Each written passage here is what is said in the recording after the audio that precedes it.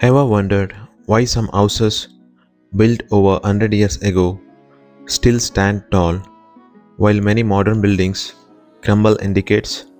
Today, on Mithun Diaries, we uncover the secrets behind the strength of these century old structures.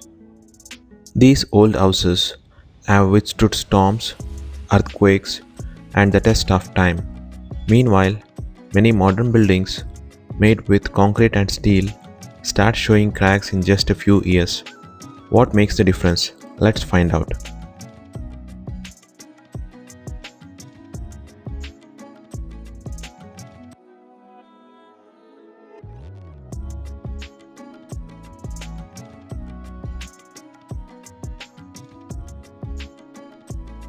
First, the materials. Century old houses were often built with natural stones, solid bricks, and lime mortar.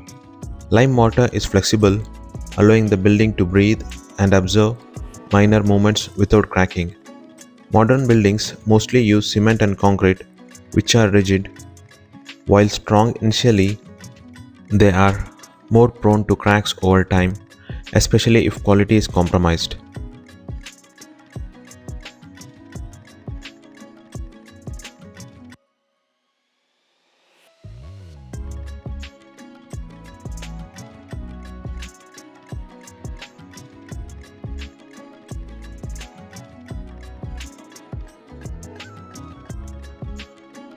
Old houses were built by skilled craftsmen who took months, sometimes years, to ensure every brick and beam was perfectly placed. Walls were thick, beams interlocked, and foundations deep. Timber beams were treated naturally, giving strength and durability. Modern construction, on the other hand, often prioritizes speed over quality. Prefabricated materials and shallow foundations can compromise long term stability.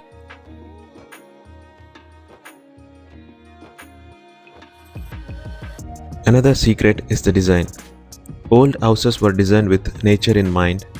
Proper ventilation, drainage, and even earthquake resistant features in some regions. Thick walls, arches, and sloping roofs distribute weight evenly and resist natural wear. Modern buildings, on the other hand, often cut corners on these details to save cost, leading to structural weaknesses.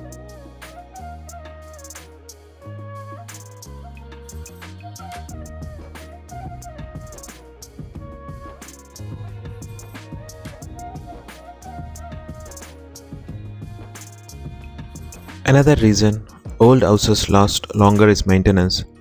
Traditional houses were maintained regularly with natural treatments, lime washes, and repairs that preserved structural integrity.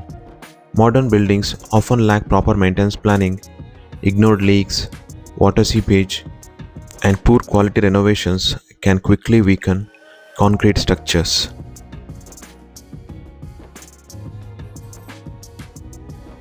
Today, we might be having duplex houses or even triplex houses. Back in those days, we had Totti Mane, which literally means a courtyard house or a tank house. These are traditional ancestral homes found in South Karnataka, Mysore, and Malnad regions. They are known for the central open to sky courtyard or totti surrounded by wooden pillars and rooms.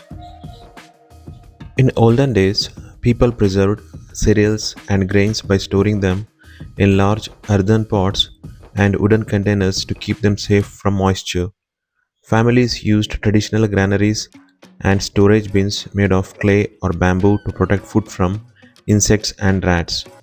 Neem leaves and ash were often mixed with grains to naturally prevent pests. Food was sun dried and stored carefully so it could last for months without spoiling. Proper storage of cereals was an important household practice to ensure food security throughout the year. In earlier days, most families lived in joint households where bonding, sharing, and togetherness were a natural part of daily life.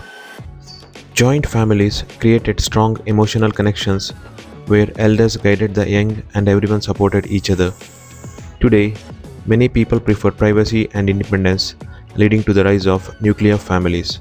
With increasing westernization, lifestyles have changed and family members often live separately. While nuclear families offer personal space, they sometimes reduce the deep bonding that joint families once nurtured. Earlier, homes were filled with conversations and collective activities, but today, many families spend more time individually than together. The shift from joint to nuclear families has brought convenience, but it has also changed the way relationships are experienced. We can refer to this house as Anchinamane or the house made of tiles. These are usually made of either Mangalore tiles or the tiles that we get in and around Malnad and other regions. These traditional houses are often built around a wooden frame, and it is a common term for old style houses. So, what can modern construction learn from century old houses? Use quality materials, respect traditional techniques, focus on proper foundations, and prioritize long term durability over speed.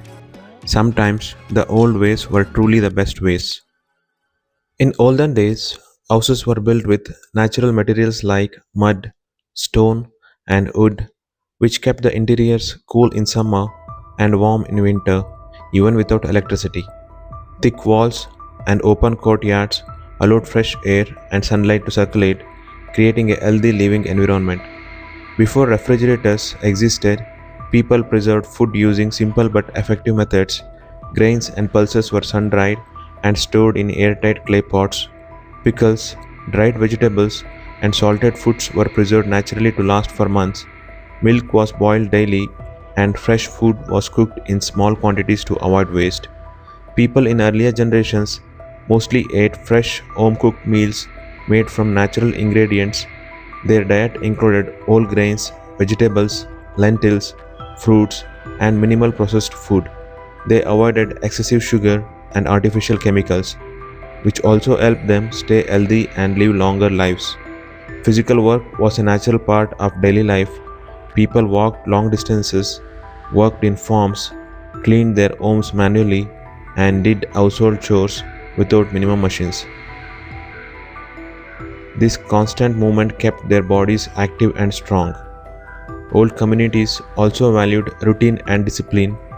They woke up early, slept on time, and followed a balanced lifestyle connected to nature. Social bonding, reduced stress, and strong family support contributed to their mental well being.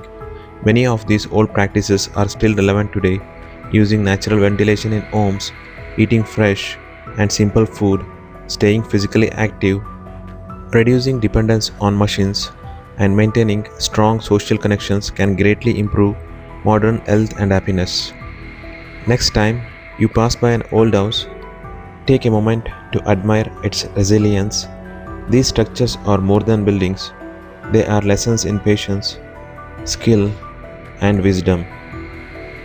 It's the time we start exploring how our ancestors lived such healthy and peaceful lives and bring those lessons into our modern world. If you enjoyed this, don't forget to like, share, and subscribe to Mithun Diaries, where we explore the stories hidden in every corner of our world. Thank you for watching. Until the next one, stay curious, keep exploring, and take care of yourself. Have a great day. Bye bye.